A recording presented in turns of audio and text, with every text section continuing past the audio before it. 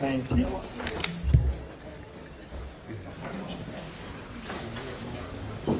Okay, I think we're ready for the jury in a second. We're out of time.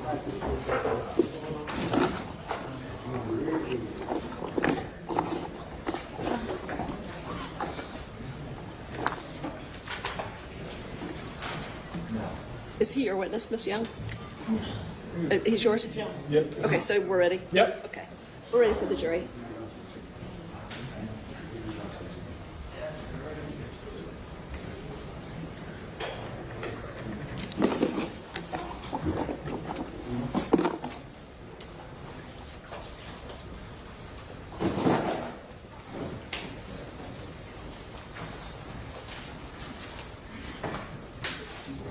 All rise for the jury.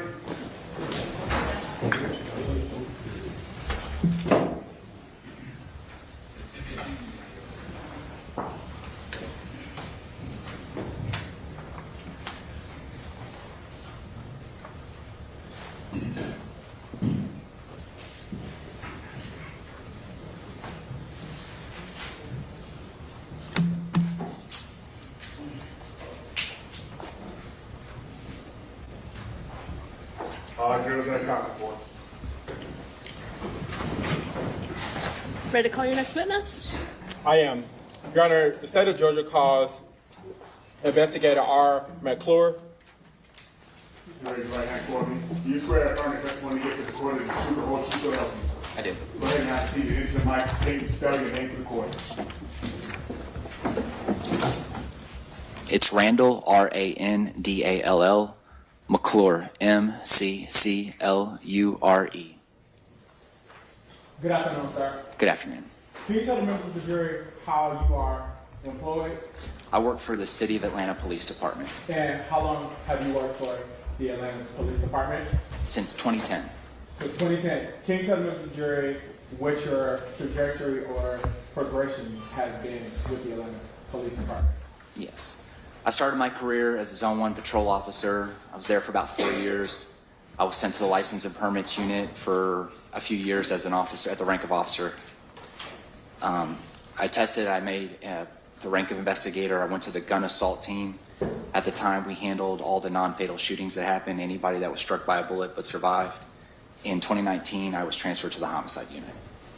And are you post-certified? I'm post-certified. And can you tell the members of the jury again, what does it mean to be post-certified? The state of Georgia certifies me as a peace officer. And what powers come with being a peace officer? Being able to make arrests and write and execute search warrants and arrest warrants. Okay. So now, let me direct your attention to July 4th of 2020. Were you at the Atlanta Police Department? Yes, I was. I was in the homicide unit. All right. And did you have an opportunity to respond to 1238 Prior Road? Yes, I did. And where is it located? That's located in very close to Lakewood. It's in between Lakewood Amphitheater, Turner Field, Southeast Atlanta, Zone 3. Okay. Is that in Fulton County? Yes, it's in Fulton County. And what was the reason for your response? We were responding to investigate. At the time, I'm not sure the status of the victim, but it was a shooting that it was believed that the victim was not going to survive their injuries. Okay. And what did you know about this area prior to responding on this particular day? These were wild times back in 2020. This was when that specific area right there, there was a Wendy's restaurant on Pryor that had been burnt to the ground after an officer-involved police shooting. And folks had gone down to that area and essentially taken it over.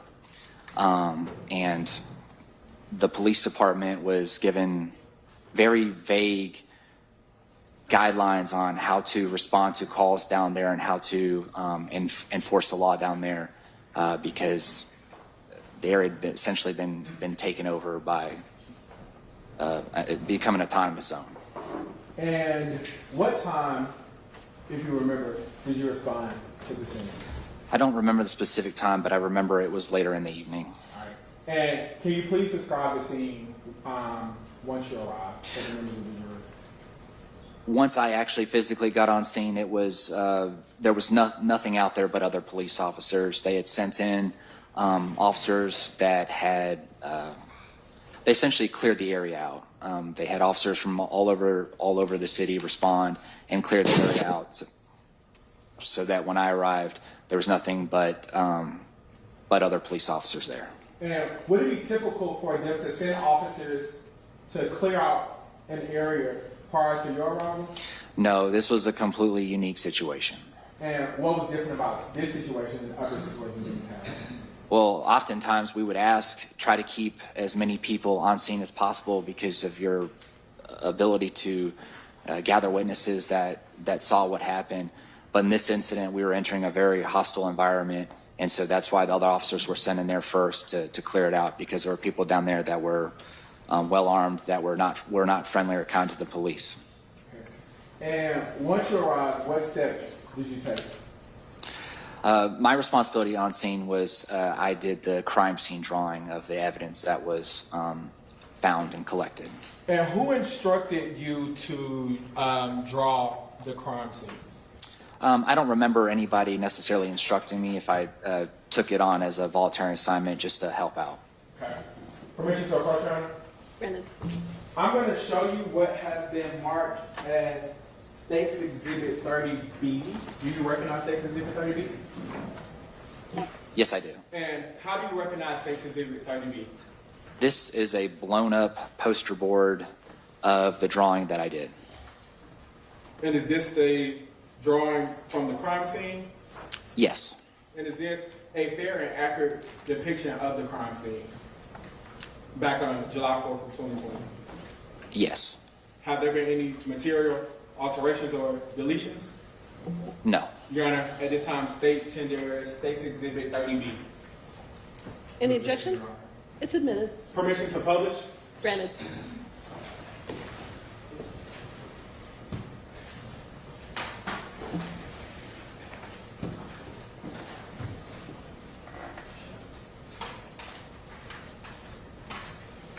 Your Honor, may the witness step down for the next part of this testimony?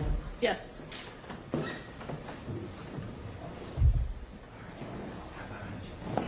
And if opposing counsel needs to move to the other side of the seat, you're welcome to.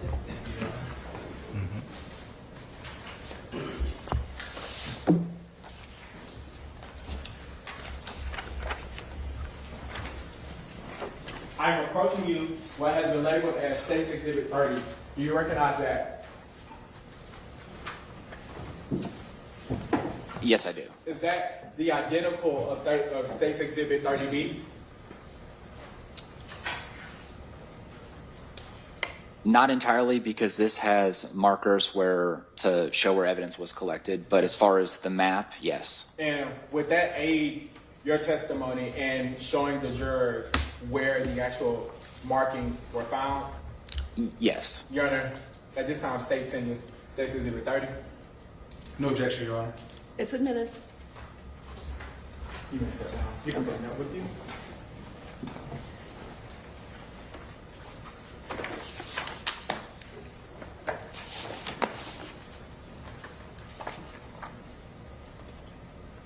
So, you come over.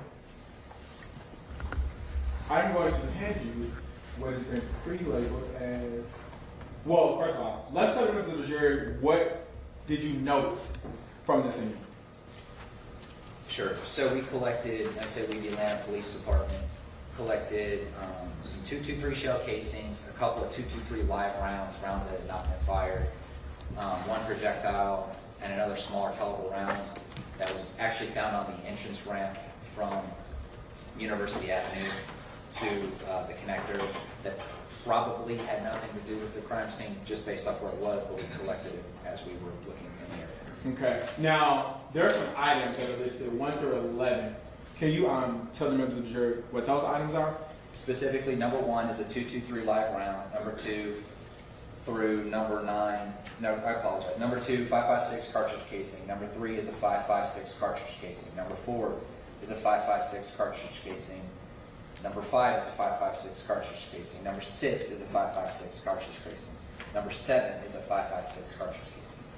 Number 8 is a 5.56 cartridge casing. Number 9 is a 2.23 cartridge casing. Number 10 is a 2.23 live round. Number 11 is a 38 caliber class bullet. Okay. Can you tell the members of the jury what a live round is? A round that has not been fired. Okay. So is that kind of what you get when you go to the store and you buy a bullet? Yes, a live round is a bullet that has not been fired. It's what you would purchase from the store. Okay. And can you tell the members of the jury what a casing is? Shell casings, what's left over after you fire a bullet through a gun. Okay. And can you tell the members of the jury what a live bullet is? I'm sorry, a live round. Is that the same? A live round we already established is like if you go to the store and you buy bullets, that would be a live round. Again, once you put the bullet in a magazine or put the bullet into the gun and you fire it, it creates a shell casing that gets ejected from a semi-automatic weapon. Okay. And what kind of shell casings is a 5.56? What kind of gun is the shell casing 5.56 consistent with? A rifle. Okay. And what about a 2.23? Rifle. What about a 38 class bullet? Probably a revolver or a pistol. Okay. So based off of this, can you tell me how many casings would be consistent with a rifle? 8 casings. And can you tell me how many live rounds would be consistent with a rifle? 2. And can you tell me how many rounds or bullets would be considered with a revolver of some sort? 1. Okay. So now I'm going to hand you what has been pre-marked as a 2.23 live round. That's going to be number 1. Can you please place on the board where this round was found from? Was found. Yes.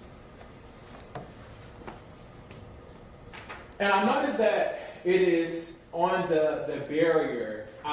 Is that on the side of University where the liquor store was? Yes, the package store is right here. All right. Now I'm going to hand you the second 2.23 live round. Can you place on the board where that was found?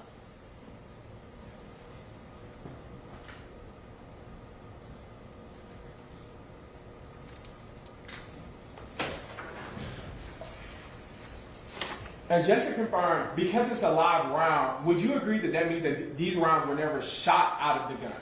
Correct. All right. Now, let's go to the 2.23 casings. I'm going to hand you, where did you find one 2.23 casing?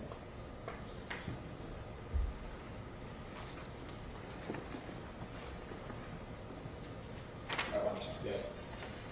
So, let's retract that. I'm going to hand you one, the 5.5, The 2-3 casing. the 2.23 casing. Specifically. Yes, which is number 9.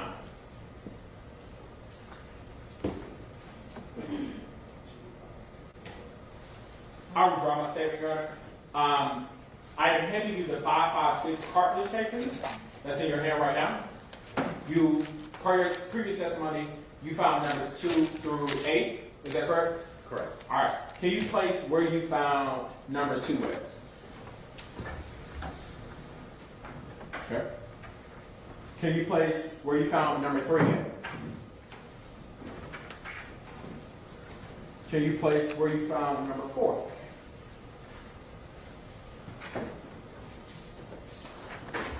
Number 5.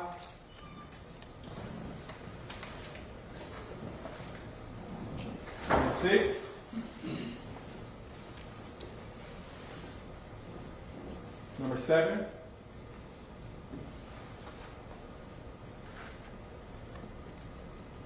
And then number 8.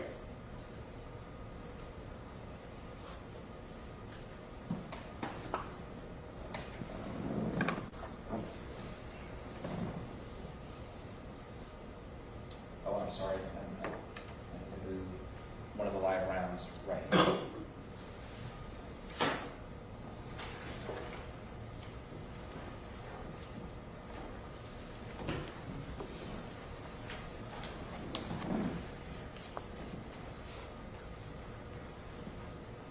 Okay. And then can you place where you found the 223 projectile?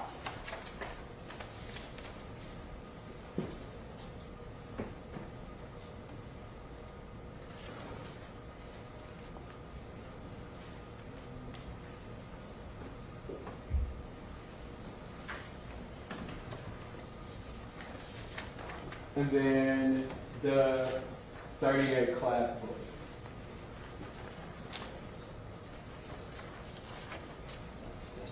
Thank you.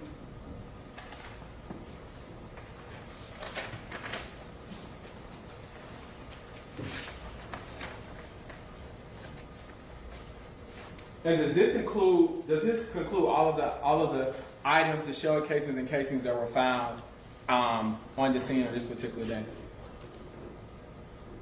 Yes, in fact, it looks like maybe on the big board, number 12, there might be a mislabel. Number 11 should be the projectile, and number 12 should be this round that's up here.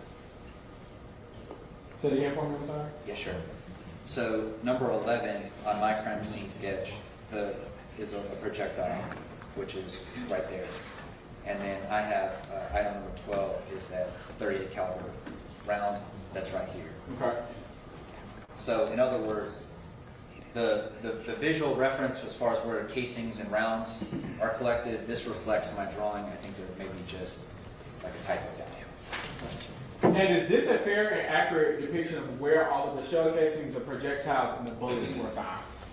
Yes, obviously not to scale, especially because these things are big, but yes.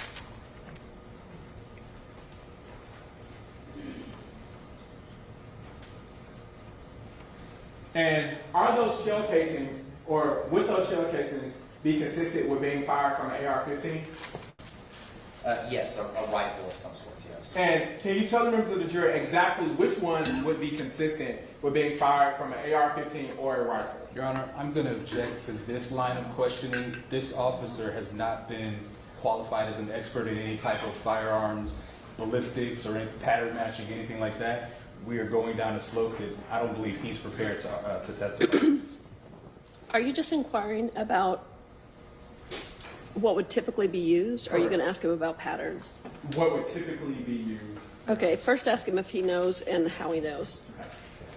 Do you know what the 5.56 and the 223, what those are consistent with being used in, or what those casings are consistent with being used in? Those calibers are typically associated with rifles. And how do you know this? Being a police officer as long as I have and dealing with ballistic evidence and weapons. Have you had an opportunity to deal with these types of rounds in your experience? Yes, I have. Does that satisfy your objection? So again, can you tell the members of the jury what the 223 live round, what type of firearm is that consistent with being fired from? Typically a rifle. And is a rifle the same as an AR? An AR-15 would be a type of rifle. Yes. Okay. And what about the 5.56? What type of firearm is that consistent with being fired from? A rifle. And is the rifle consistent with the AR-15? Yes. Okay. And the 38. What type of firearm is that consistent with? Most likely a revolver or a pistol. I'm going to pass you to the defense. They may have some questions for you, but at this point, I don't. Thank you so much. Thanks, sir. You want to move your exhibit? You guys want the exhibit there while you're cross-examining, or do you want to? You need to move it for you? Leave it for a second, and then I'll take it down.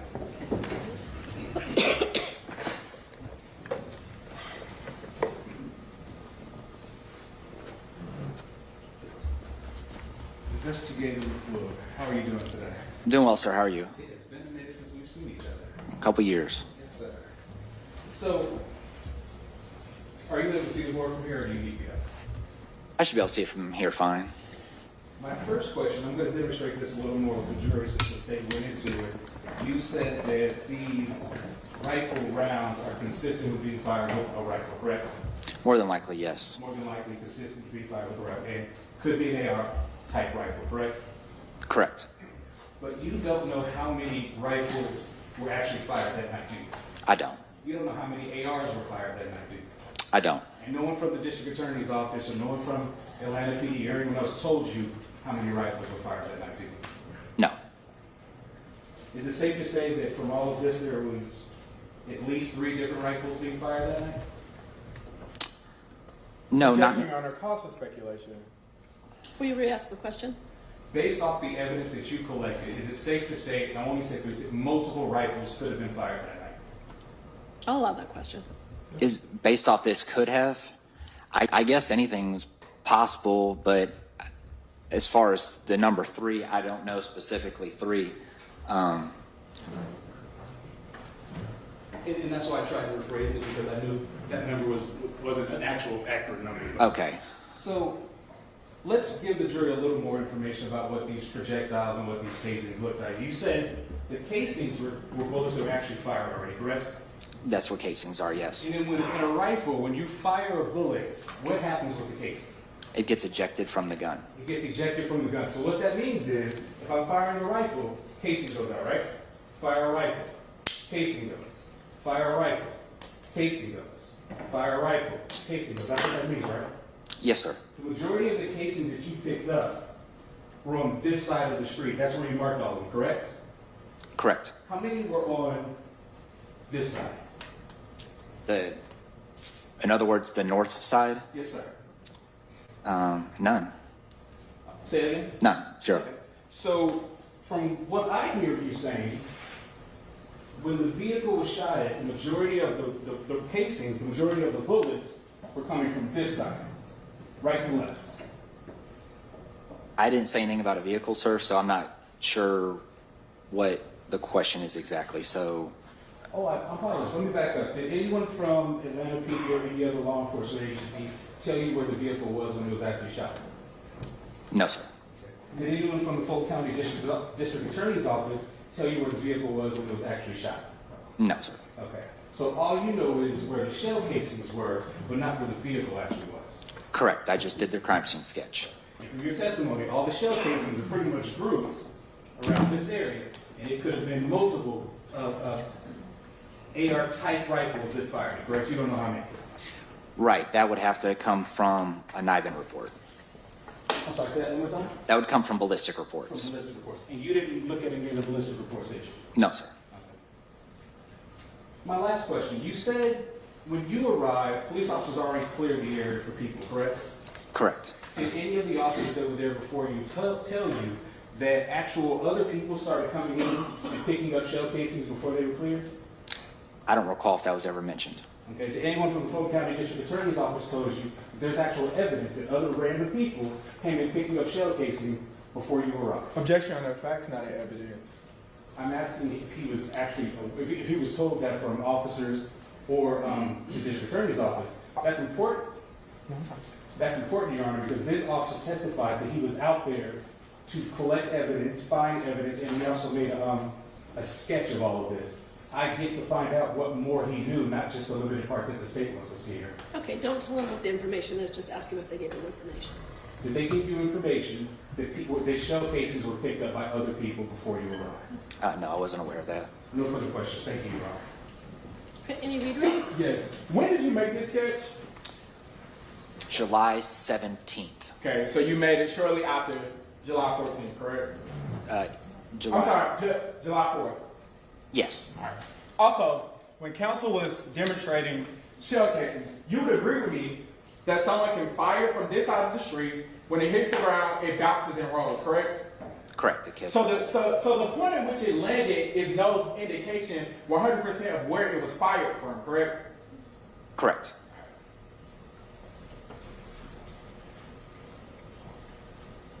But you will agree that there's no dispute that these shell casings were fired from an AR or a rifle style gun. Correct. No further questions, Your Honor. My last, it's the last couple of questions. The state said that there's no, just because where they landed doesn't mean that's exactly where they fired from. So is it a coincidence that all of the casings just happen to be in the same area? I don't know how we could determine if it was a coincidence or not. No further questions. Thank you. Very good. It's okay. You've heard of gravity, correct? I'm familiar with gravity. And would you agree with me that gravity pulls objects in the same direction, correct? Yes. No further questions. No further questions? Okay, can this witness be excused? Yes, Your Honor. Yes. Okay, thank you. Thank you. You can be excused. Thank you, Judge. So you can remain if you wish, but you can also go back to work. Thank you. Okay. The next witness is longer, is that correct? So we'll wrap it up for today. How much longer? It's Mr. Ivory. So it'll go into tomorrow, probably. I would assume with cross, yes. Okay. Members of the jury, we have some other business to take up, so we're going to excuse you for the day. Thank you for all your attention to this. Tomorrow morning, we have to have a hearing outside of your presence, so you can come at 10 a.m. We'll start at 10. All rise for the jury. Thank you. Guys, anybody got experience in it? It's okay.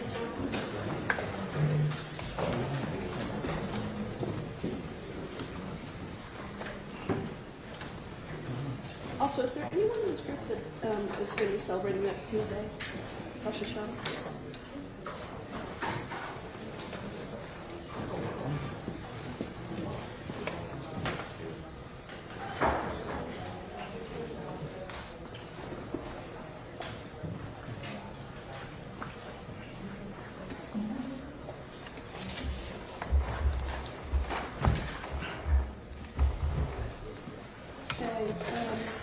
Mr. Hoover, you were going to give me some cases. Do you want to email those to me? About the, About the issue from this morning with the jump drive? yes, Your Honor. Can you just email those tonight? I will. Okay, and the hearing tomorrow, I don't know, have they responded? They're building, okay. So 9:30 tomorrow for that. Are you going to have to put the reporter up for that? Or? Where the hearing from? It's just argument? That's mine. Just 30 minutes realistic? Yes. Well, I think it'd be less than 30 minutes. Okay. And we don't, are we watching that video, or you attached it, I think, to your motion, but did you guys, are you aware of that? I think you attached the video to his motion. I'm sorry, I was talking. Video motion? Yeah, there's a motion to quash tomorrow, so attached to his motion, or attached to the immediate motion to quash is the video in question. We need to review that. That was certainly scary. Yeah. Okay. And I guess I'll direct state case law in regards to